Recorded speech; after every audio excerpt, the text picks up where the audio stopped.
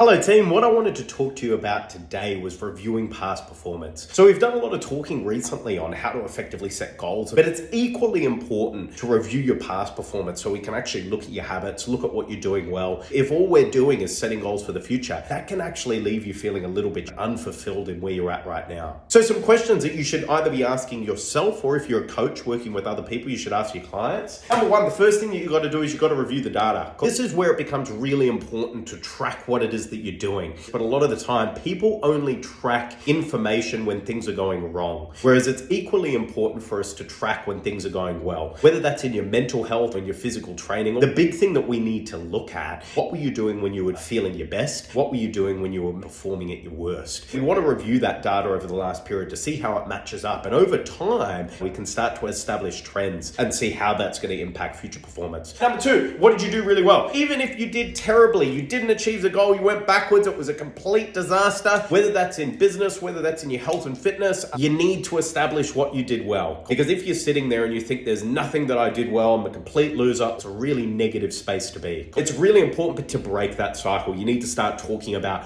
what were some things you did really well before we start talking about the work-ons. Number three, what do you feel you could have done better? So we want maybe 2 to 3 things that they feel they could have done better. We want this to be as clear as possible, as specific as possible. We want to avoid language like I'm lazy, I'm not motivated. We want specifics. What makes you feel like you're not a motivated person? We'll try and get as specific as what we can, because when we can tie it to an action or a specific feeling at a certain time, it gives us an opportunity to dissect that and overcome. Number 4, 2 to 3 things to improve. I've spoken about that one already. I threw myself off there. Just excited about reviewing past performance. Anyway, team, hope that was helpful. Look forward to chatting to you again soon.